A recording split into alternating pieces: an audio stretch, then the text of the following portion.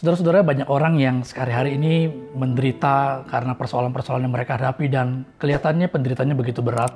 Sebenarnya kalau kita mau jujur, bukan penderitaannya yang begitu berat, tapi bagaimana cara kita meresponi penderitaan itu yang membuat kita jadi sepertinya terasa berat. Nah, kenapa kita merasa tidak bahagia?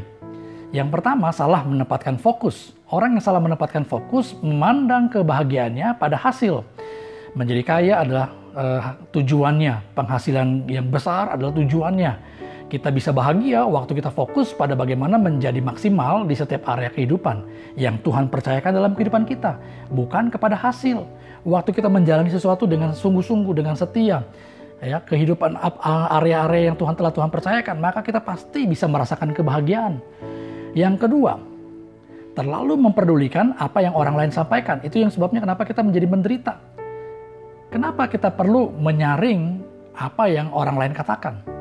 Karena perkataan-perkataan orang lain tidak menentukan hidup kita. Bukan perkataan mereka yang menentukan hidup kita. Tapi Tuhan dan kita sendirilah yang menentukan hidup kita.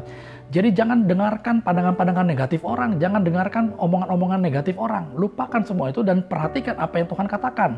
Dan lakukan apa yang menjadi bagian kita. Maka kita akan bahagia.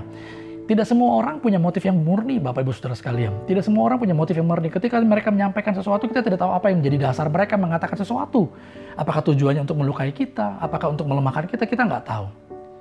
Thomas Alva Edison pernah berkata kepada Henry Ford bahwa membuat mobil adalah pekerjaan yang tidak masuk akal dan sulit untuk berhasil. Bayangkan, Thomas Alva Edison pernah berkata seperti itu kepada Henry Ford. Tapi Henry Ford tidak mendengarkannya. Dan apa yang terjadi? Henry Ford berhasil menciptakan sebuah kendaraan yang memakai nama Ford, yaitu nama dia sendiri. Yang ketiga, kenapa kita tidak bahagia? Karena kita tidak mengucap syukur atas apa yang telah Tuhan percayakan dalam kehidupan kita.